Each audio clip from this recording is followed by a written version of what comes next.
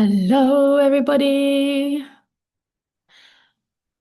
As usual, just going to let everyone trickle in and then I shall start. Just make sure everyone is. Charlie, can you just turn me down a bit in your room because I can hear myself back? Thanks. Give it a minute and then we shall talk about scale weight.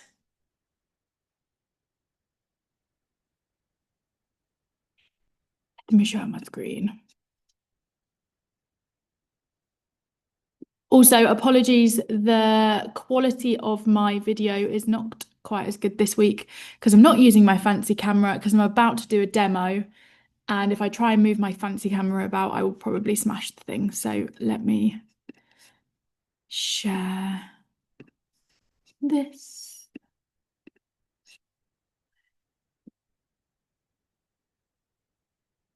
Can I just get like the quickest thumbs up if you can hear me and you can see my screen for those who. Thanks, Elle. You're the only person that I can see right now. Right, let's go for it. Let me just move everyone out the way. Okay, big topic this week. Thank you everyone for being so understanding last week that I couldn't do it live. I really, really, really, really wanted to do this scale weight video live because scale weight is something that everyone has wobbles about.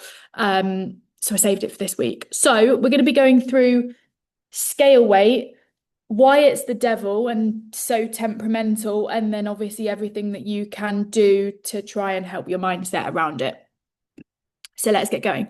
So just addressing what scale weight actually is, that is the total weight of your entire body. So when you step on the scales, it's the number that the figure gives you, obviously.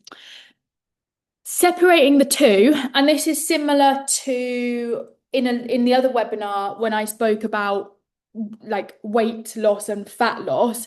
You've got scale weight and then you've got your body fat percentage. So the scale weight is the number that the scales give you that reflects the total the total weight of your body.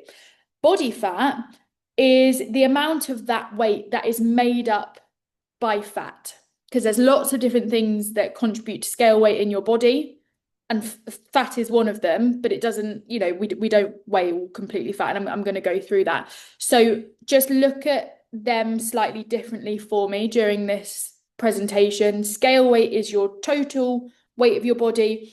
Body fat percentage is how much of that weight is made up by fat. So when we look at body fat percentage, there's kind of averages. It's different for men or women, and these are the averages of women. So as you can see, your average body fat percentage goes up as you get older. That's because your metabolism slows down. It then does get harder to achieve a calorie deficit, and so your body fat percentage can creep up. And then obviously, depending on how, I don't like to say how fit you are because fit really doesn't determine your scale weight, but depending on your kind of movement level day to day, that can reflect what your body fat percentage is too. So for a woman, we're looking kind of anywhere between 20 to 35% being body fat. And then if you look at this is really interesting actually. We have a certain amount of our body fat is essential. So fat is used to insulate, protect, and so we need an element of body fat in our body. We just simply wouldn't function without it. But obviously, the more subcutaneous fat that we have reflects in how we look as a person, essentially. So yeah, just some numbers there. So our goal and the goal of working together, and this is really, really important to embed within your mind as well, is we want to decrease body fat percentage. And when our body fat percentage begins to decrease, it will then in turn begin to decrease our scale weight. So it's the whole weight loss versus fat loss thing. You lose the fat, your weight will then begin to drop too. So that's the goal. So, why is scale weight so temperamental? And there's probably some of you that if it's happened today, or I saw someone comment on Facebook that their scale weight had been the same for 3 days. You just think, I'm doing everything. Why is this not going down as I'd want it to, or kind of in a linear fashion? And we're going to talk about that today. Look at the grand scheme of things. If your body fat percentage only contributes to anywhere between 15 to 30% of what we weigh, there is one hell of a lot of other factors that will contribute to the scale weight. So think about that other 70 to 85%. That's why it's so temperamental. Again, I'm going into it in more detail. And the other 70 to 85% is things like muscle mass, your actual organs, food in your stomach, feces in your bowel, but most importantly, and the thing that fluctuates the most is the water retention in your body. So you can decrease your body fat percentage all you like, but you're still going to have other factors that will contribute to your scale weight, and that's what I'm gonna dive into. But bringing you back to the graph that all of you are probably bored of by now, let's just remind ourselves of the principles of your calorie deficit. So you've got to eat less than what you burn. And obviously all of these things like your metabolism, your NEAT, which is your steps, thermic effect of food, which is your digestion, that all contributes to what you burn. So we just need to be eating less than that. And with the calories that we've programmed for you all, that is in aim to put you in a 3,500 calorie deficit per week. So technically, as per calculation, if you were all to stick to the calories that we have set you, and the calculation is kind of correct and your metabolism is as we think it is, you will lose 0.5 kilo of body fat per week because you're eating 3,500 calories less than what you burn. You all know that though, because we've gone through what a calorie deficit is many, many times. So what happens if you eat in that calorie deficit, but your scale weight still isn't going down? That's the problem that people face mentally. So what happens if you eat the way we want you to and you exercise the way we want you to, but your scale weight isn't going down? Reason number one is you are looking at the daily fluctuations, not the trend. And I'm going to show you an example. This graph represents what you should be focusing on. So this specific client's lost like over 30 kilos, which is fantastic. Not in the 6-week challenge, I may add, over a longer period of time than that, but she's lost 30 kilos and I'm sure we can all agree that this looks absolutely incredible. And it's funny because when you're looking at someone else, you look at that and go, oh my God, that's amazing progress.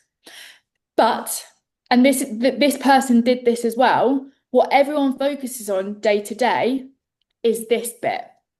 So this is actually over a year, the trend. We then look too closely at the day to day. So this little circle kind of reflects this November period it was, and how scale weight has bounced up and down. And this is what we all fixate on, isn't it? The day to day, oh my God, my scale weight's gone up by 500 grams or 700 grams, or I've gained 1.5 kilos overnight. How could it possibly be? So the first thing I want you to do is look at the trend instead of the day to day. But we now need to talk about what actually causes those spikes day to day, because there's a reason to it. The spikes day to day are solely down to how much water your body is retaining. And I'm about to do a demo and hope that it goes well. And there's a lot of different reasons why our body will hold on to water. Biggest reason is usually if we have a slightly more like carb heavy day, or simply if we just eat carbs not at a certain time, because I don't want you to not eat carbs, say for dinner, but 1 gram of carbs holds 3 grams of water. Look at it like a piece of pasta. When you put a piece of pasta in boiling water, it expands and it holds on to water. So when we eat carbs, the carbs that we're eating then hold on to some water. Dehydration. So the less we drink, the more water we will retain, because if you think when you drink, you wee. So you're expelling your water and you're flushing yourself out. So if you're not drinking, you're going to be retaining water. Salt. We eat salt, we're thirsty, we're retaining water. Hormones. You or majority of people feel extremely bloated and get a little, that little lower belly pouch when you're due on your period. And that's because you're retaining more water because of hormonal fluctuations. And I think that might be the webinar next week. I'm going to talk about menstrual cycles and the menopause and all that good stuff. And then inflammation. And that is not necessarily to do with water, but when you exercise and you create those micro tears, which is what I was explaining last week, they are sort of tiny little wounds in your body that will cause swelling and inflammation, which is, swelling is fluid retention. So you're going to be holding on to a little bit more weight.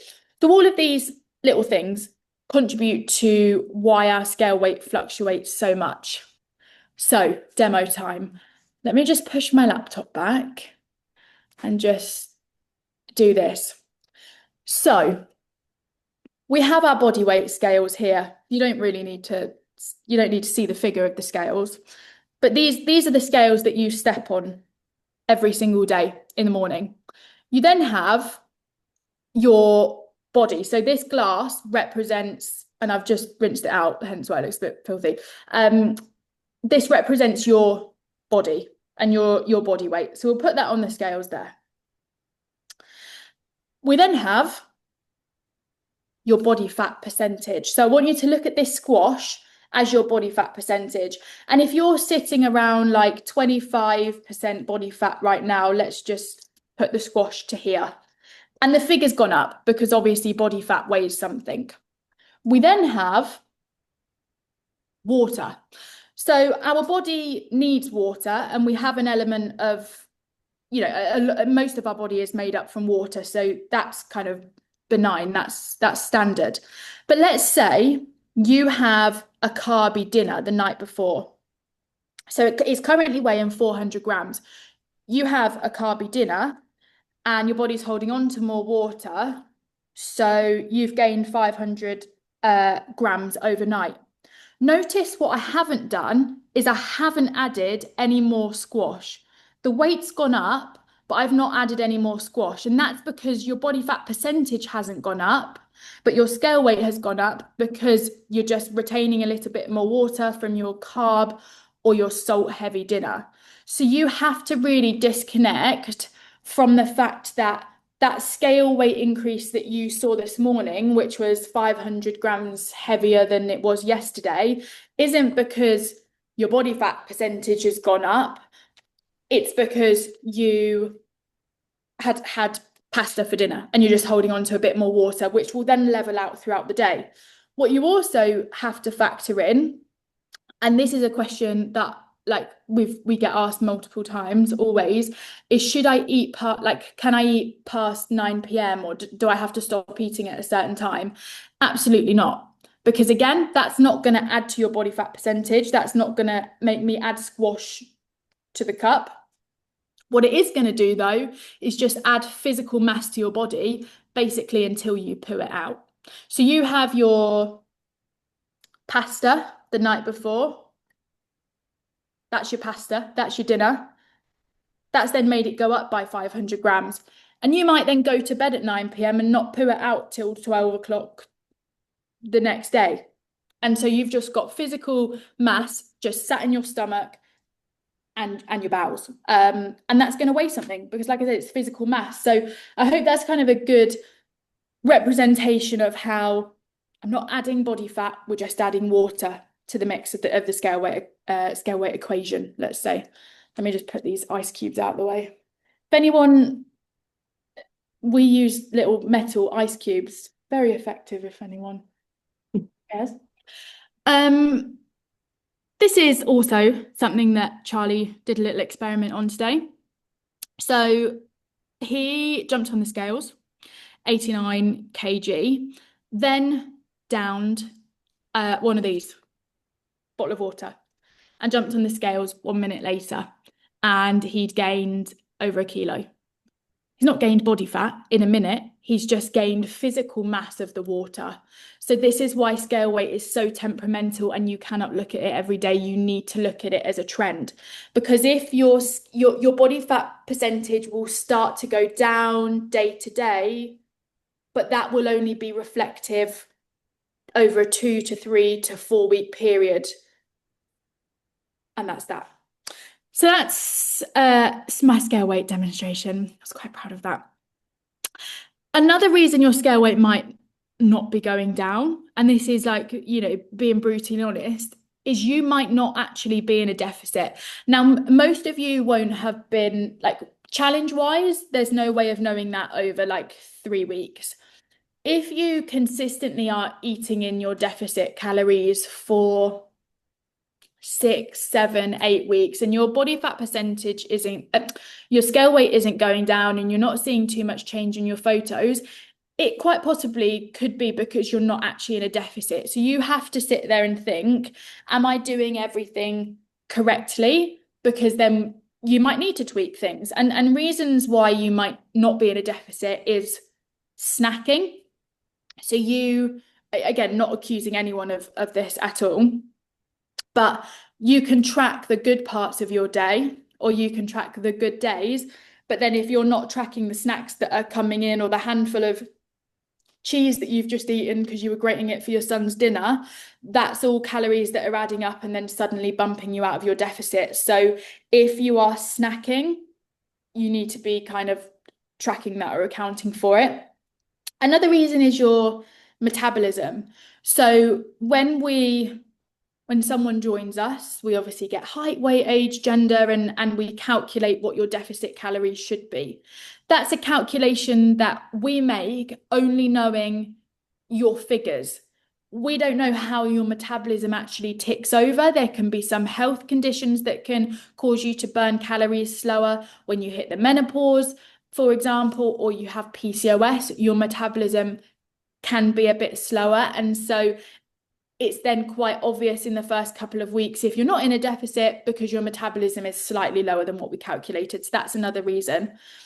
Another reason is weekends, like I've just said. You can be hot on it in the week, like hitting your calories or even slightly under, but then if you go hell for leather on the weekend, it's just bumping your average up and you're not actually in a deficit. And then you've got inaccurate tracking.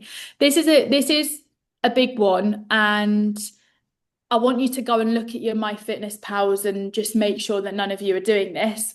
I don't think a lot of you that are like checking in frequently, we would have picked up on it anyway.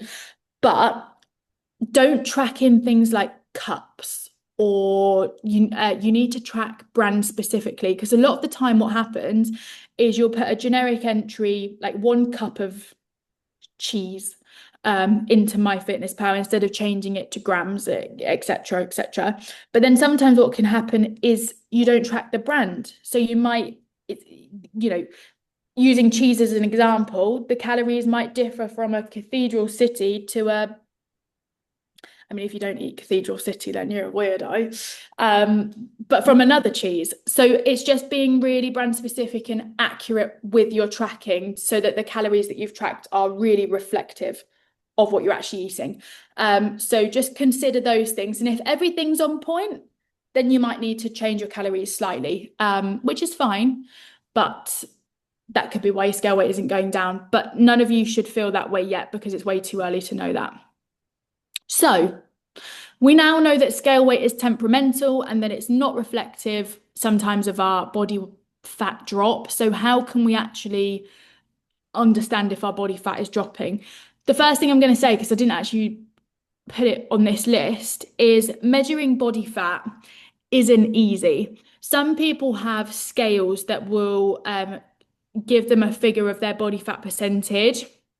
They're never that accurate, but they can be like a consistent inconsistency. So as long as, if you're seeing the trend going down, then that's fantastic, no matter whether that figure is actually correct or not. There's really like fancy machines you can do, like I think the caliper things where you like pinch a bit of skin and get a general idea. But we never really truly know, unless we've got the equipment, what the body fat percentage figure is. But if you do have one of those fancy scan machines at home, Great. Daily weigh-ins. So this hopefully explains why we are not keen on people just weighing themselves once a week. So if we go back to this day, let's just say that, I don't know, we look from like here to here. Imagine if you chose just once a week to weigh yourself and you consistently chose the day that spiked. I know this isn't a week apart, so just humor me a little bit, but imagine if you constantly chose the day that spiked, you are then missing this downward trend that you are getting. If you look here, and that's going to in turn be really, really demotivating. So you have to like balance up. Is weighing myself good because I'm going to then see the trend and not miss and not pick the spikes? But also, I do appreciate that sometimes it can become a little bit obsessive for people if you really struggle to disconnect from it. So, of course, mental health always comes first. And if you feel like that's a bit obsessive for you, then that's the most important. But that's why we do advise daily weigh-ins, because it's more accurate. Time of weighings, something that I should really hope all of you are doing, and if you're not, tomorrow's the first day that you do it. You need to be weighing yourself first thing in the same time every day, and ideally first thing in the morning before you've eaten or drank anything to kind of take that out of the equation. Ideally after you've been to the toilet in the morning, not specifically like pooing on command, but after you've been for a wee, before you've drank anything, and with no clothes on. It's just the most accurate, consistent time for you to weigh yourself, because as Charlie represented today, you could then go grab your coffee, down some water in the morning. Suddenly you've put on 500 grams, put on not body fat, but water, and then it's not reflective. So time of weigh-ins. Look at the 3 to 4 week trend. So we're in week 4 now. So I think what I'd really be keen for you guys to do is maybe look at the last 4 weeks and has there been a decrease in scale weight? If not, is your tracking accurate? Is it always consistent? If your scale weight hasn't gone down over the 4 weeks, don't panic. It doesn't mean that you're not getting results, but you're getting to a time now where you will have quite a lot of data to use. So that'll be really good to look at. Progress photos are a massive thing. So they are the biggest indication of your body fat percentage going down. Visual changes are the most accurate representation of your body fat stripping back. So you got to make sure that these photos are consistent in frequency, but also consistent in things like lighting, in things like clothing. Don't wear things that are going to suck you in certain places, because when you take it off, you're going to think, oh my God, I've not changed, but actually you were being sucked in before. I just can't reiterate the importance of progress photos.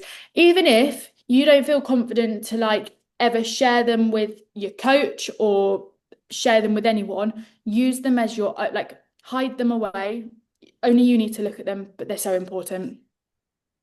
And then body measurements. They are something that I would advise people to do kind of like every month or so. So if you did a set of body measurements at the start of the challenge, it might be worth at the end of this week doing a set of body measurements and comparing them, because again, that's the biggest indication of your body fat percentage coming down. So get the tape measure out this weekend. And then another thing is how are you feeling? You can tell in yourself, like when you've lost body fat. Are your clothes getting loose? Are you feeling lighter on your feet? Are you feeling less out of breath? That matters more than the figure that the scales is shooting out at you. Because our pet peeve, and this is, I say pet peeve, I don't want anyone to not message us if they're feeling this way, but messages we get far too often are, oh, my jeans are feeling baggy, but the scales are up today. Who cares if the scales are up today? If your jeans are baggy, it means you are losing body fat. And that's what you need to focus on, because you don't walk around with your scale weight propelled above your head for everyone to see as you're walking through central London to get to work. It doesn't matter. But if your jeans are baggy and your clothes are getting looser and you feel light on your feet, that's really what matters. So please look at those kind of non-scale victories. And that is my scale weight presentation. So if there are any questions that you've got off the back of what I've just said, now's the time to put them in the little chat box at the bottom. I'm going to go through just the 4 questions that I've got on Facebook, then I'll go to the chat and then we'll wrap it up. So the first question is, let me just move all of you out the way so I can see. Is it true you gain weight before your period? I have never really noticed this, and my cravings and weight gain happen just after, but I'm always told it should happen before. This is so like person dependent. Again, next week I'm going through all of these hormonal things, but we have like 2 main sex hormones that trigger ovulation and then trigger us to menstruate. And peaks and troughs in those can cause water retention. So you don't gain fat more easily leading up to your period, but you will hold on to more water. It might happen before your period, it might happen during, it might happen after. It doesn't, it's just person to person. Cravings are also a big one. Again, I'm going to go over that next week. So that will be normal. But yes, it is true that you will gain around your menstrual cycle. This one from Elle, it's funny because you put the question at the end going, basically to summarize my question was, is BMI a good thing to kind of refer to? So BMI is like a health tool that the NHS like to use to summarize someone's physique. What it does is it takes into account your age, your weight, your gender, and your general activity level. But what it doesn't take into account is your body composition. So you could have someone who is as fit as a fiddle athletically and has a really low body fat percentage, but has so much muscle mass that they weigh quite a lot in comparison to what they look like. And so they might show at being obese on the BMI scale. So I don't love it, but it's just a way that to generalize in a health setting. So don't really look at it. Again, it's one of those wins, and I've had people do this like, oh, I'm now showing healthy as my BMI, which is a great win, but it's really not a good tool to be focusing on because it's really not that accurate. And yes, you are going to look different when you are 22 in comparison to when you are 32. And that is because your metabolism does start to slow down. It doesn't mean you can't achieve the results that you want to, but it might take a bit longer than when you were 22. Sorry, ladies. Next thing is I updated my weight on MyFitnessPal and it changed your macros. Yes. So as you start to lose weight, your body burns less calories at rest. And that's because your body requires less energy to kind of keep doing its bodily function because there's just less of you to fuel, essentially. So when you start to lose weight, every couple of months, it is good to kind of revisit, are these calories still my deficit calories? And sometimes MyFitnessPal shoots out that figure for you, although I don't want you to be looking at that whilst you're working with us specifically. Should we be looking at our carb and fat intake? Not really, because it's calories that matter. And I promise in like the last week, we will go through what carbs and fats mean and how you can kind of manage these. But again, it's just calories as a whole. You want to make sure that you're still getting enough healthy fats, but no, we're not going to set goals for those at the moment, but I will explain about them in due course. And then realistic and sustainable weight loss. This is a good question because when I ask people what their end goals are, sometimes on like discovery calls and things like that, they go, I don't know, I don't have a clue what's like a realistic weight for me. And you need to kind of look at, okay, if we're aiming for 0.5 kilo loss per week,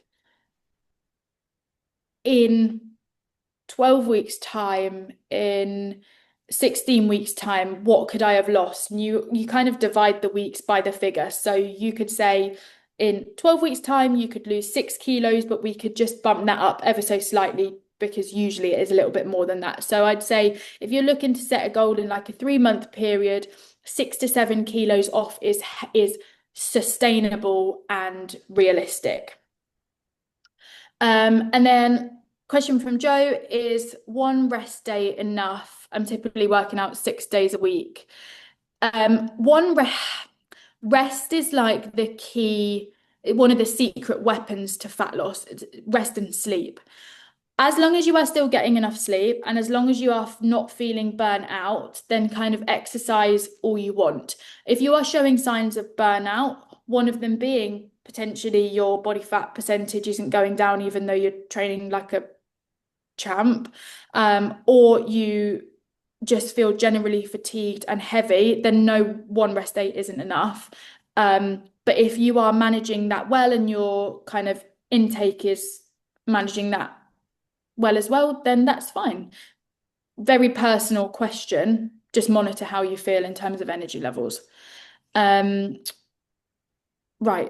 How do I get... Where's my chat box gone? Right, I'm gonna have to just stop sharing my screen and then I can get the chat box up and see if there's any last questions.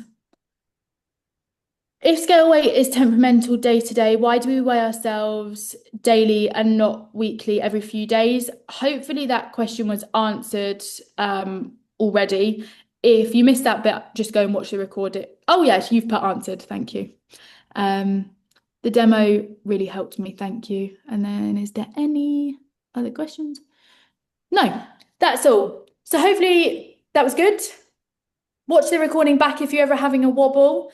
And next week, I think we are due to talk about other factors like periods, menopause, PCOS, all that good stuff.